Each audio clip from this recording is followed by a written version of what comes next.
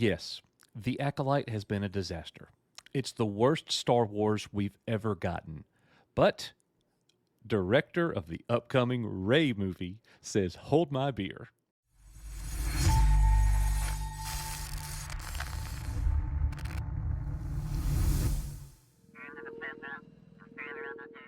Nick, nobody gives a crap about the Rey movie, but all of the Star Wars sudden, Santa does. Star out Wars of Santa does. nowhere, yes, our friend Star Wars Santa does care, but all of a sudden, out of the clear blue sky, out of nowhere, here comes all of this news about Rey, Sharmeen Obaid Chinoy, the savior of Star Wars. Look at all of this that has happened from the Acolyte. It's 14%. Nobody likes the show except for Disney paid shills or people who want to be Disney paid shills, these dang wannabes.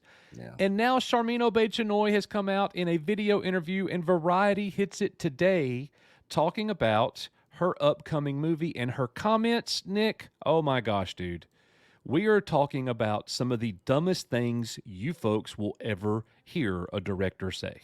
Yeah. And I haven't heard any of this yet, so I'm going to be reacting for the first time. So here's the article over on Variety. Sharmeen Obaid Chinoy on her revealing Diane von Furstenberg documentary, but what we care about, and directing a Star Wars movie. What are her comments? And just for the record, if you forgot, Sharmeen Obaid Chinoy is the director of docu-series, little documentaries. She's never really done any type of blockbuster movie before, and she's an activist.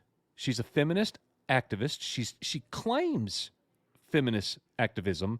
She's the one who says she likes to make males feel uncomfortable. All right, well, let's see what she has to say about Star Wars. So we're giving you the high points from the Variety article here. It says, but Obaid Chinoy's highest profile gig will see her putting her imprint on a galaxy far, far away. It's not really far, far away anymore, Nick. Today, it's more about modern storytelling in the world today. Yeah, exactly. Feels But like it's real world stuff now. Oh yeah. She will direct a Star Wars film centered on Rey Skywalker, Palpatine, as she leads the Jedi Academy. When I ask Obaid Chinoy what attracted her to the project, she approaches the question like I'm guiding her towards the Sarlacc pit. The story that interests me most is in Rey's journey as a female Jedi. That's how I can best bring my experiences to it. Wow. Once again, bringing a boys brand and trying to turn it into a female brand, and it's never going to work. It's We're not never done going yet. to work. Yeah. They'll end up spending, $300 to $500 million on this trash. It's definitely going to fail. Yeah, and it's gonna completely flop. It's Yeah. gonna completely flop. You know what, Disney? Let's just. How about you guys try this? Do a Darth Revan or a Luke Skywalker movie, and then do your Rey movie. Release them at the same time on the same day. No comparison. And let's see which one more people go to watch. I'm sure the Raylos out there are losing their minds at you saying that, but hey, yeah, it's the truth. Yeah. All right, let's continue on here. As the first woman and the first person of color, because that's always important, to direct a Star Wars movie, Obaid Chinoy has been subjected to the toxic side of the franchise's fandom. Right-wing critics denounced her hire as an example of wokeism and threatened to boycott the film after earlier remarks Obaid Chinoy made about the goal of her art being to make men uncomfortable were recirculated without context. Obaid Chinoy is diplomatic when I ask her about the criticism her hire received in some corners of the internet. Yeah. Variety is taking a shot at right-wingers here. Yeah, and that has nothing to do with it. And to be fair, yeah, her remarks, she wasn't talking about the Rey movie or the Star Wars film. No. She was talking about and a lot of people out there say she's done a lot of really good work on a lot of these document series on how women are treated over in the Middle East and Pakistan and all those that part of the world, which is fine. I literally have no issue with that. You know, good on her for all that. But bro, she didn't say I like to make Pakistani men uncomfortable. Yeah, no, she said, exactly. And so if she feels that way, just like freaking blockhead Leslie Headland, she is talks about how she has to put her gayness in there. Well, this woman is clearly going to put her Feminist agenda. feminist agenda 100%. in this thing, Uh, with the female character of Rey. yeah. And it's gonna show up in it. I She mean, talks more about it. She talks more about it. This comment here, the greatest thing about Star Wars is that everyone has a personal connection to it. Everyone is passionate about it, and throughout the fandom, people have clear ideas about who should direct or what the stories should be about. I'm just drowning out those voices until I'm done. As a storyteller, I'm focused on drawing new moviegoers into the cinema and bringing a sense of nostalgia that will appeal to older fans of the series. Well, that I sounds doubt it. great, but I don't believe that for a second. Nope, not 1 second. And the thing is, if she was, exactly who she is, and she did movies that, won all these Oscars that everybody was like behind it, was like, God, that was such a good movie. Great characters, great storytelling, great twists in it, Yeah. and it was just banger after banger after banger. It's like, man, she's killing it with these movies. So, man, she could actually do this Ray movie and it actually could be pretty good. But Right. I literally have no faith in this woman with her background. It's like trying to hire, a plumber to come fix your plumbing at your house, and you're going and talking to a freaking electrician. Okay. I'm like, where are you going with this? Like, Yeah. what are we talking about? All right. So here is her most recent live interview that just hit Sirius XM 2 days ago. Check out what she says right here. Sometimes you walk in the footsteps of people and giants who've created worlds. And in the case of Star Wars, George Lucas's world and the filmmakers that have walked in his footsteps have set this world that they want young viewers to sort of walk into and have an understanding of the world. And at the heart of it, for me, is At the heart of the Star Wars world that George Lucas created, at the heart of the world is, here it is. Rey Skywalker.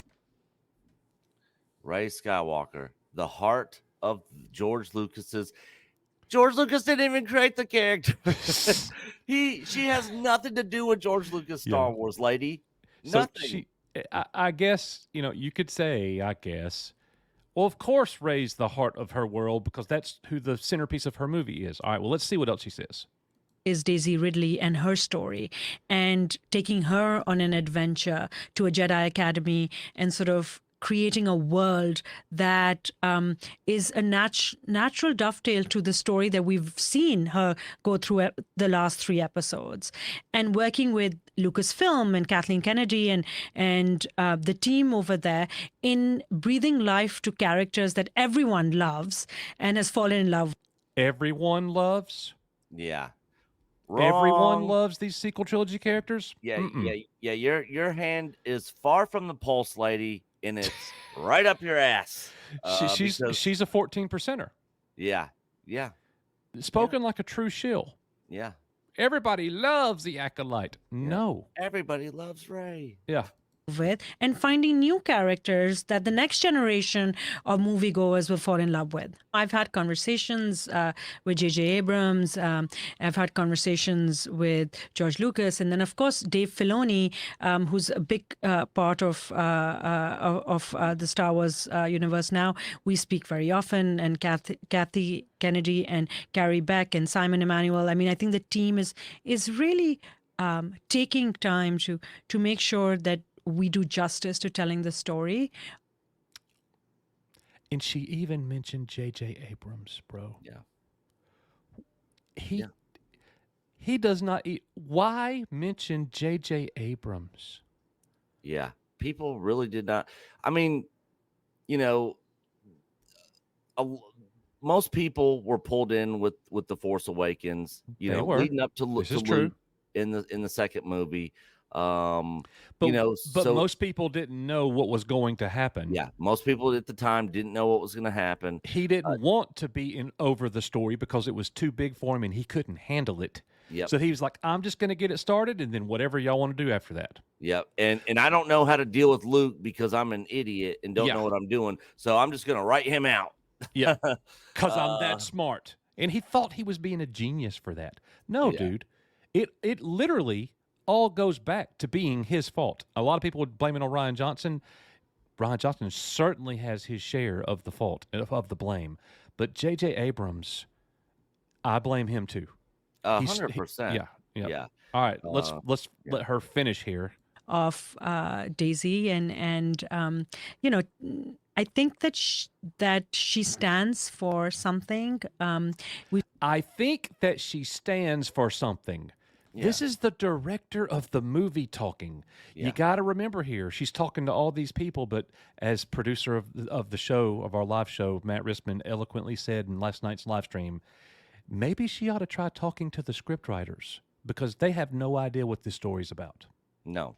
And they still haven't even finished a script or a story on this. You know, No. this thing was announced what, 2 years ago? Yeah, right. Yeah. Over. Yeah. Well, Little not quite over 2 years, but close. Yeah. So yeah, they don't even know what the story is what it's going to be about. So, The Acolyte, hold my beer. We got more great Star Wars coming, ladies and gentlemen. I mean, Yeah. you know, there's a lot of people who are saying now this movie won't even happen. Yeah. It wouldn't until I shock see- me if it didn't. It would Yeah, not shock yeah. me if it didn't. Same. But same. you know, if they want to lose money, go ahead and release this movie because it's definitely going to lose money. People are not going to care. This is not what's best for the Star Wars brand. But hey, when you got a racist feminist company like Disney, this is what they're going to give you. Yep. It is what it is. Yeah. As we always say here, we are your Echo Base Network. May the George Lucas Force from 1977 to 2012 be with you, not the thread. We're down. We're not down with the thread. Nope. See you guys on the next one. I guess.